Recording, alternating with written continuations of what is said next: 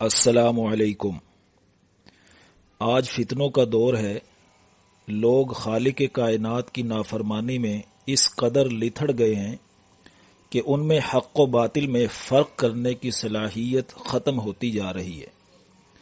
حضور صلی اللہ علیہ وسلم کو کاپی نہ کرنے کی وجہ سے ہمارے دل زنگ آلود ہو چکے ہیں، جس کی وجہ سے ہماری عقلیں بے بہار ہو چکی ہیں۔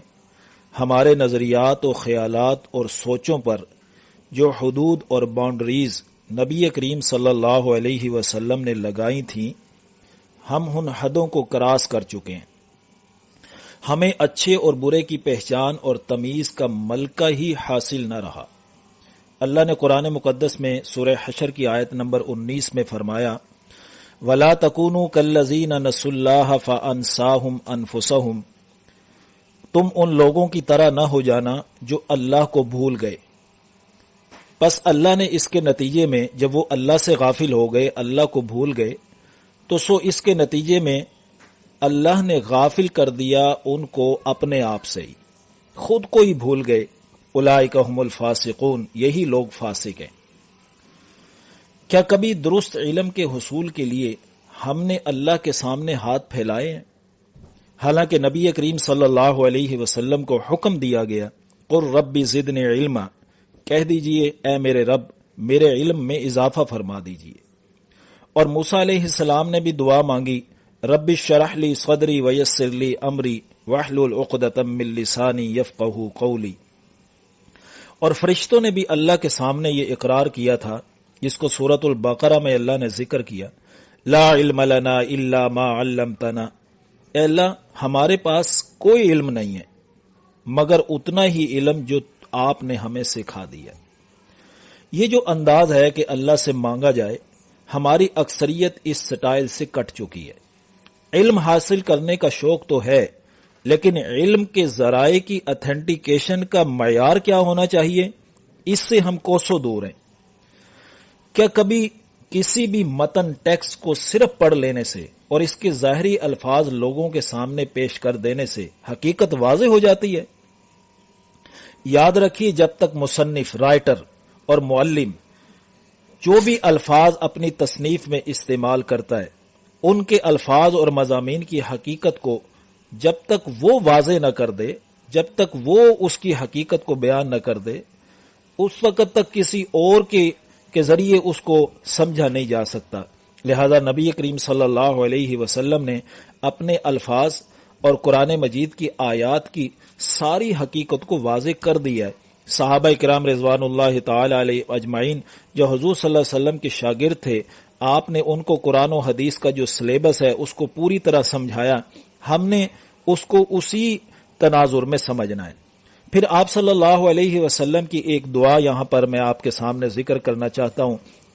آپ دعا مانگتے تھے، اللہم انی اسألک علما نافعا وعملا متقبلا ورزقا طیبا۔ اللہم انی اسألک علما نافعا، اس دعا کا یہ ٹکڑا ذرا ذہن میں رکھیے، ہمارے مضمون کے مطابق ہے کہ اے اللہ میں تجھ سے سوال کرتا ہوں علم نافع کا، جو نفع دینے والا علم ہے۔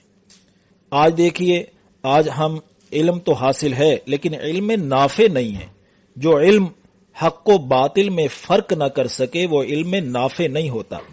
ایسے علم کا پھر کیا کرنا ہے جو انسان کو غلط راستے پہ چلائے؟ ہمارے پاس علم کے چند ٹوٹے ہیں۔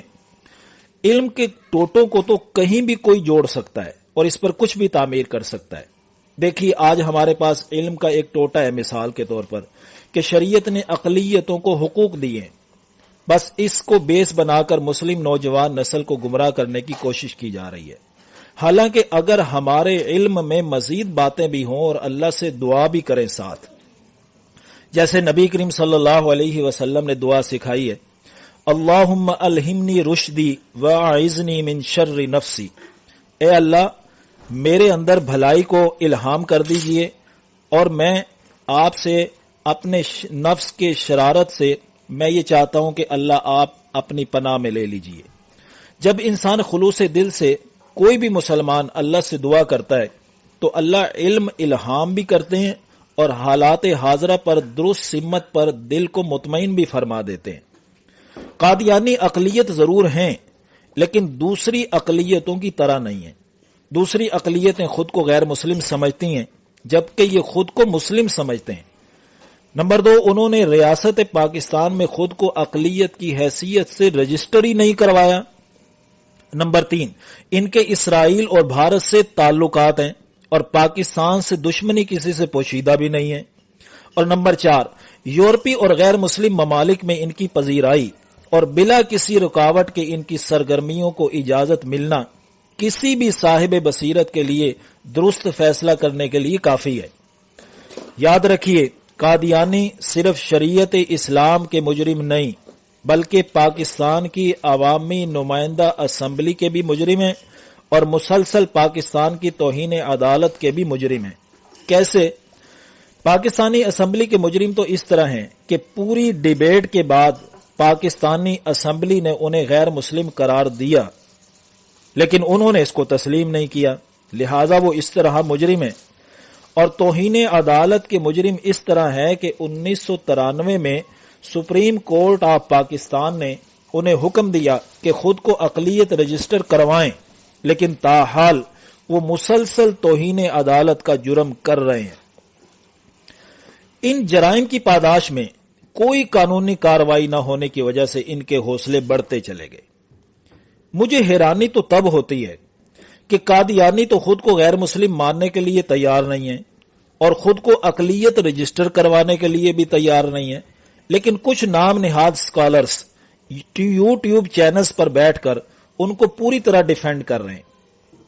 ان اسکالرز کا بیرونی ایجنڈا کیا ہے وہ ان ساری باتوں سے بالکل سامنے واضح ہو جاتا ہے۔ بس آخر میں یہ چند باتیں ذکر کر کے یہ دعا ہی کر سکتا ہوں، اللہ ہمیں اور ہماری نوجوان نسل کی حفاظت فرمائے، آمین یا رب العالمین۔